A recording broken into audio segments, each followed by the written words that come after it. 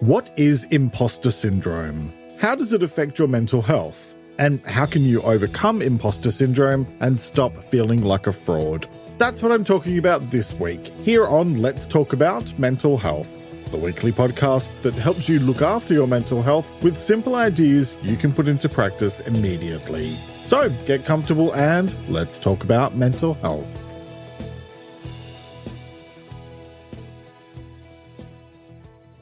Hello and welcome to episode 181, and thanks so much for joining me as I talk about imposter syndrome and mental health.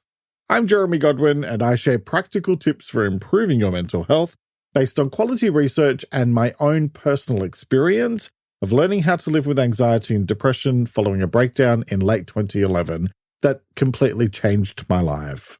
Each week, I look at how to improve one specific aspect of your well-being. In this episode, I'll be talking about what imposter syndrome is, why it affects us, and how to deal with and overcome imposter syndrome. So, let's talk about imposter syndrome. I'll never forget one of the first times I ever heard someone talking openly about feeling like an imposter sometimes. It was, rather surprisingly, Madonna in her 1991 film Truth or Dare, or as we know it here in Australia, In Bed with Madonna.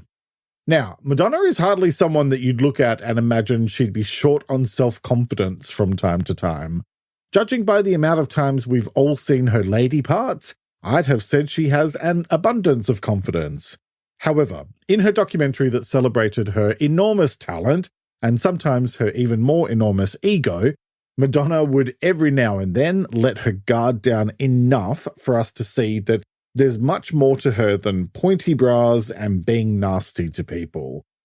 In a conversation with her backing singers Nikki and Donna, she says, "I'm in my dressing room sometimes and I think to myself, who do I think I am trying to pull this off?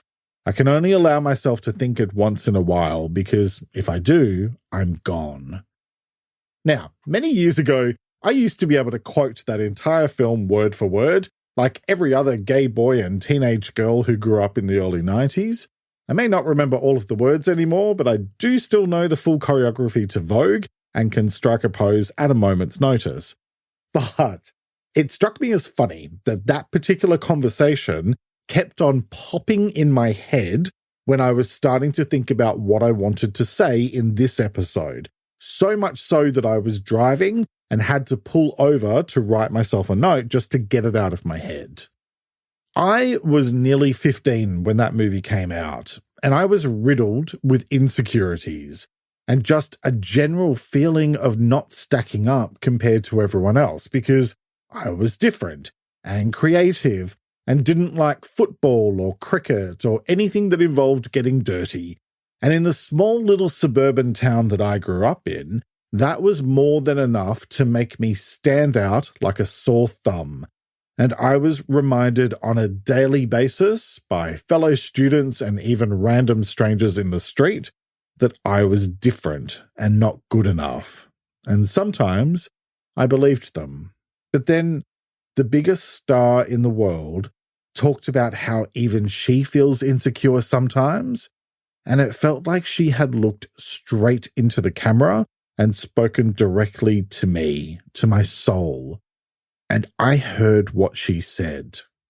Because those types of thoughts, those lingering self-doubts, and those feelings of being a fraud or just not good enough, those thoughts only have power if you give them power. And if you starve them of oxygen, they wither away and leave you with plenty of space to be the very best version of yourself possible. So that's what I did, and it's what I keep on doing, even on the days where the doubt creeps back in, because it does, even now. And today I'm going to be talking to you about not only how to stop feeling like an imposter, but why making that choice to say no to those types of thoughts will help you to feel infinitely better about who you are and who you are not. So let's get ourselves on the same page and let's talk about what is imposter syndrome. And generally speaking, it's when you have a persistent inability to believe that your success is deserved or that it's been legitimately achieved as a result of your own efforts or skills. And that definition was adapted from the Oxford Dictionary. Imposter syndrome happens when people start doubting their own achievements and skills, and they may even spend time worrying that they'll be found out as a so-called fraud, even though they're clearly not a fraud. I mentioned before that I know all about this topic from first-hand experience. For example, when I started this podcast, I probably spent at least a year, if not longer, feeling like, who the hell do I think I am to be sharing this information? And thinking that people wouldn't listen to me because I don't have the title doctor in front of my name. In fact, in many of my earlier episodes, you'll hear me repeatedly reinforcing my professional experience and educational qualifications because I rarely felt like I was good enough to be taken seriously. Thankfully now, I've gotten over that, which is lucky because I've been doing the show for 3.5 years now, so that would be exhausting to still be thinking like that. Here's the thing. For many of us, we can find that even when there's plenty of proof that we're good at what we do, we can still feel like we're not up to scratch, or that our success is down to luck or trickery, rather than our own hard work and abilities. But those thoughts are just simply not true. Imposter syndrome can affect anyone, regardless of their background, education, or job. It's estimated that 70% of people will experience at least one episode of imposter syndrome, also known as imposter phenomenon, at some point in their lives. And you'll find a link to the article I pulled that statistic from in the transcript, which is linked in the episode description and available for free at ltamh.com in English, Spanish, and Portuguese. Imposter syndrome is especially common in high achievers, but people from all walks of life can feel this way too. Students, workers, business leaders, public figures, it doesn't matter. It's a very specific form of self-doubt that can eat away at your self-confidence and potentially lead to issues like anxiety and depression in the longer term. So, how do you know if you might have imposter syndrome?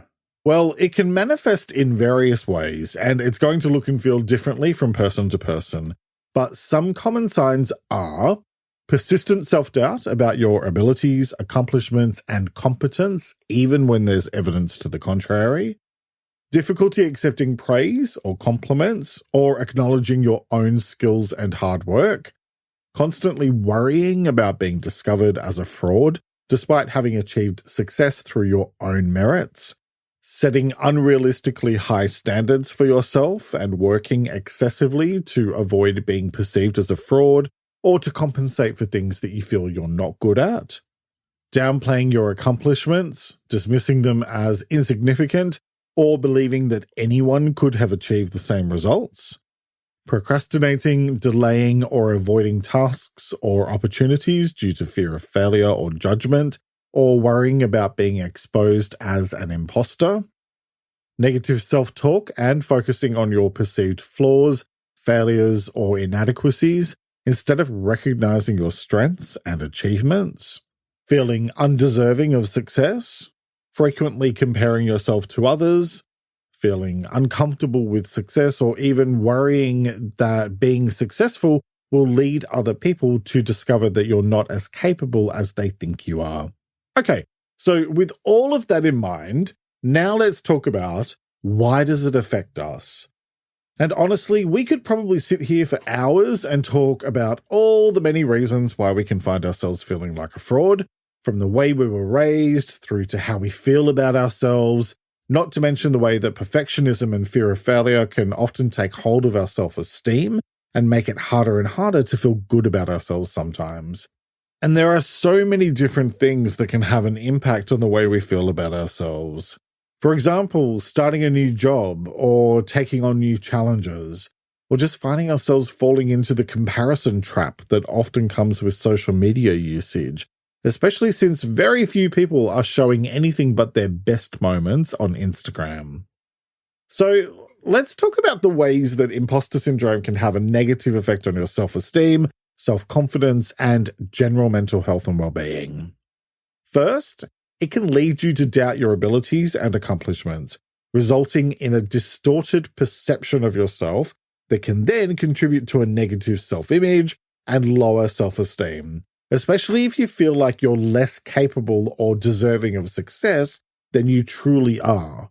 Next, the constant questioning of your worth and competence can eat away at your self-confidence, making it hard for you to trust your abilities and take risks, which can then have a negative impact on your personal and professional growth. Then there's negative self-talk, where you focus on your perceived flaws and failures instead of your strengths and achievements. The more you do this, the more you tend to feel inadequate, and your self-esteem will suffer as a result. There's the fear of failure or exposure, which can lead to chronic stress, anxiety, and avoidance of new challenges or opportunities, all of which limit your growth and development, making you feel inadequate and so reinforcing the imposter syndrome cycle. And then the other thing we need to talk about is that imposter syndrome often fuels perfectionism, leading you to set unrealistically high standards for yourself in order to avoid being found out as a fraud. However, perfectionism can lead to excessive stress, burnout, and an inability to celebrate your accomplishments, all of which can take a huge toll on your mental health. And then, beyond all that, imposter syndrome can also put a strain on your personal and professional relationships, given that you might find it tough to accept praise, or maybe you need constant reassurance. So, the short version is that imposter syndrome, if left unchecked, can really take a toll on your mental health. When you're constantly doubting yourself, your self-esteem and self-confidence can suffer, making it really tough to feel good about yourself and to focus on doing the things you need to do. Feeling anxious and stressed about being found out as a fraud, even when you're not, can be pretty overwhelming and stressful. So, what can you do to deal with these types of feelings? Well, let's get into the how-to part of today's episode, and let's talk about how to deal with and overcome imposter syndrome. So, let's start with work on your self-awareness. And if you've ever listened to my podcast before, then you're probably groaning because this is the piece of advice I give in nearly every single episode. And there's a very good reason for that. We human beings have the remarkable ability to convince ourselves of almost anything. And sometimes that means that the delusion can run riot. You only have to look at social media for proof. However, when we force ourselves to be completely honest with ourselves, it allows us to better understand who we are and who we are not. This is probably one of the hardest things for many of us to do because our insecurities and self-criticisms often get in the way. But being able to take a step back and objectively assess what you're genuinely good at and what you're not will help you to better manage those imposter thoughts if and when they arise. Like I said, I know this is tough to do. I've had many fully grown adults recoil in horror when I've directly asked them to tell me what they're good at, and they're usually the same people who can rattle off a list of their perceived failures and worst features at the drop of a hat. But I suggest starting small and making a list of the things you know you're good at and adding to it over time. Even if it's just one or two things to begin with, that's still one or two things to be proud of. And for example, even when you might not be able to think of something, I guarantee you there's still plenty for you to see when you're ready and willing to see it. I told you earlier about my insecurities about doing this show in the first year or so, and it took me sitting down and making a list of my skills, knowledge, and experience to put things into context. I mean, I actually have a degree in psychology and sociology, so that puts me head and shoulders above 99% of people writing and talking about self-improvement and personal development. No shade to my fellow professionals in the field. And so funnily enough, that leads to my next point: stop comparing yourself to others. Because there is no direct comparison. Your life experiences and expertise are never going to be 100% identical to someone else, because we're all unique, and that's your superpower. Focus on your own growth and achievements rather than measuring yourself against others, because comparisons can fuel imposter syndrome, and they're just messy and unnecessary. So focus instead on your unique journey and choose to appreciate your strengths. Which leads me to my next point: identify your strengths. And this is kind of related to the first point I made about knowing yourself, but now I want you to actually sit down and make a list of all the things you're good at. Now, this can be a bit too much for some people, and fair call. So another way to do this could be to ask a few people for what they think your strengths are. The benefit of doing it this way is that you often hear things you never thought about. Plus, you can also start to identify themes or patterns if you talk to more than just a couple of people. I talked about self-awareness back in episode 62, so you'll find that helpful as part of this general piece about getting to know yourself better. Okay, next, practice self-compassion. And that means consciously treating yourself with kindness and understanding, just as you would a close friend. Look, everyone has moments of self-doubt, and it's completely okay to feel this way sometimes. Instead of beating yourself up, show yourself compassion and be gentle with yourself. And remember that nobody on this planet is perfect, because perfection just doesn't exist. And I covered perfectionism back in episode 98 and self-compassion in episode 153. And that leads to my next point: learn to embrace failure. Look, I don't think it's a particularly great idea to go out of your way to intentionally mess everything up, but the fact is that we all make mistakes, and it's okay. Mistakes are how we learn, provided we're not stubborn or arrogant. Failure is part of learning and growing, so you need to give yourself permission to fail, which can then free you up to take more calculated risks in life instead of being fearful about the possible outcomes. And I covered failure in episode 84. One way to do that is with my next point: set realistic goals.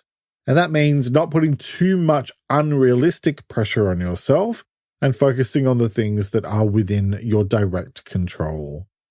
Set achievable goals and break them down into the smallest possible steps, and then just focus on one step at a time. And remember, again, that nobody's perfect. It's absolutely fine to have high standards. I know I certainly do. But don't let your standards become a burden that then makes it almost impossible to achieve anything. Okay, next, reframe your thinking. When negative thoughts pop into your head, consciously challenge them by focusing on your accomplishments and abilities instead. The fact is that it's your talents, skills, and expertise that have gotten you this far and which keep you progressing. Luck can only ever take you so far, and it certainly cannot substitute for actual ability. So the next time you think you just got lucky, remind yourself of all the hours and days and months and years of hard work you've put in to reach the place that you're at now. And then shift your focus onto your strengths and successes instead. Your thoughts only have power if you give them power. So starve them of attention and they'll eventually disappear. And speaking of your successes, my next point is celebrate your successes. And that means taking a moment to acknowledge and appreciate your achievements, regardless of whether they're big or small. You know, while I sit here working at my desk, I have a sticky note up on my wall directly in my line of sight, reminding me that in 2022, my show was in the top 10 podcasts for nearly 250,000 of you wonderful people, which simultaneously blows my mind and makes me feel very proud. And do you know what? That's worthy of celebrating because this is a completely independent show that I write and create all on my own. Well, with the help of my wonderful audio editor and the people who review my Spanish and Portuguese transcript translations each week. Giving yourself credit for all of the things that you've accomplished so far is a great way to reinforce your self-confidence in a positive way and also fight imposter syndrome at the same time. Okay, next, turn your negative thoughts into a character. And at this point, you're probably wondering what psychedelics I've been taking, but hear me out.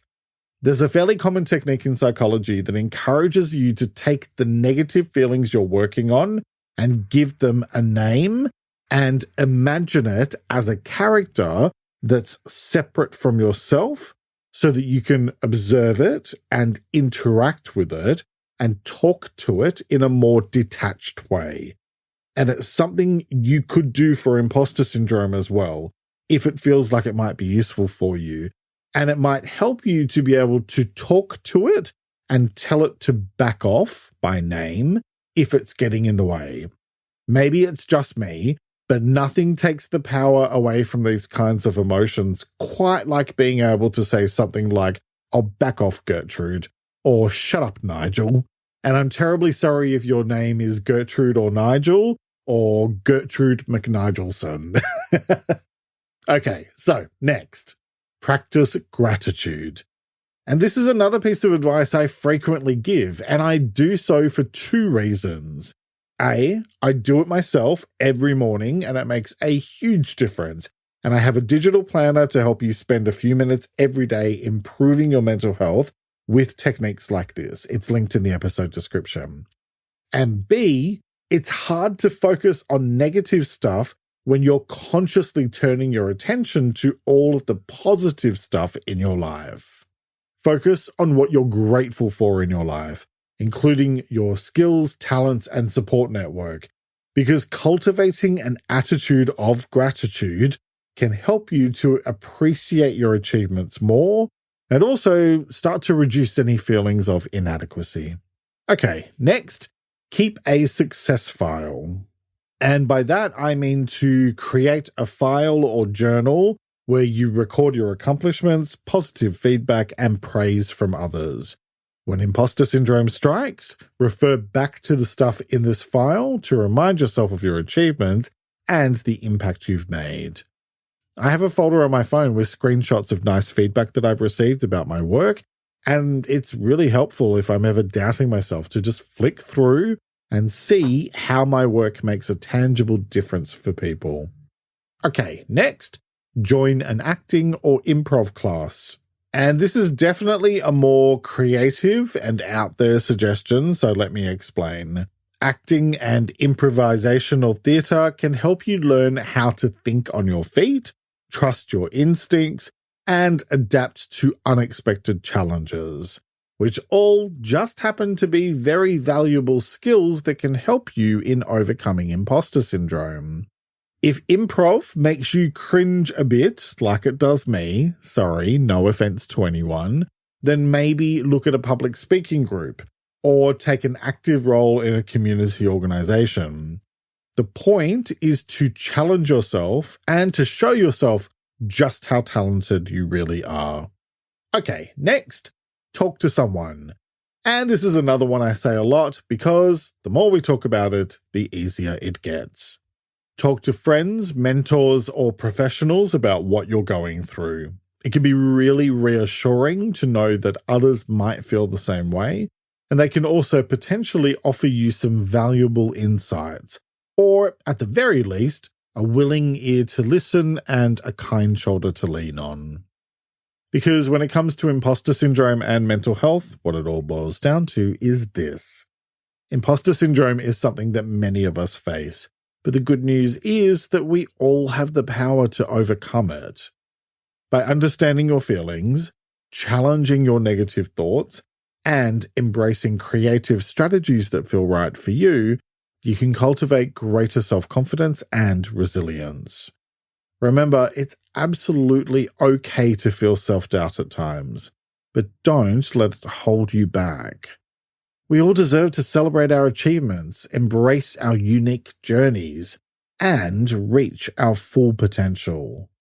That starts with making the choice to believe, really believe, in your own worth and in your abilities, because you are truly more than capable of greatness. The choice is yours, as it is with all things related to your well-being. So, what choice will you make today? Each week I like to finish up by sharing a quote about the week's topic, and I encourage you to take a few moments to really reflect on it and consider what it means to you. This week's quote is by an unknown author, and it is, "No one else can convince you you're good enough. Only you can do that." Let me repeat that. No one else can convince you you're good enough. Only you can do that. Alright, that's nearly it for this week. Next week, I'll be talking about social media. I'm old enough to remember a time before Instagram and Twitter and all the other platforms that are so commonplace in our lives today. I mean, let's be honest here, I'm also old enough to remember a time before the internet was a thing, but that's a conversation for another day that will probably require a lot of Valium to get through. In the past decade or two, there have been massive changes to the way we live and how we connect with one another. Many of them good and some of them not so good.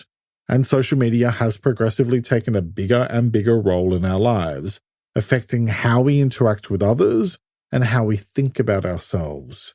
And all of that can have a huge impact on your mental health if it's not managed in a thoughtful and considered way.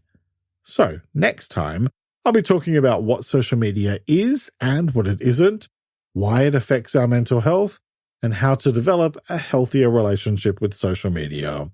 I hope you'll join me for that episode, which will be released on Sunday, the 4th of June 2023. Make sure you hit follow on your preferred podcast platform to stay up to date with new episodes. You can watch a mini video version of this episode, full of more tips for how to overcome imposter syndrome, on Spotify and YouTube. And if you'd like even more tips to help you look after your mental health, then sign up for my free newsletter, Thursday Thoughts, plus follow my 2 Instagram accounts at LTA Mental Health and at It's Jeremy Godwin, where I post extra content daily. Plus, if you become a supporter on my Patreon, you'll receive exclusive extra content as well as early access to episodes. You'll find all of those linked in the episode description and in the transcript at ltamh.com. Thank you very much for joining me today.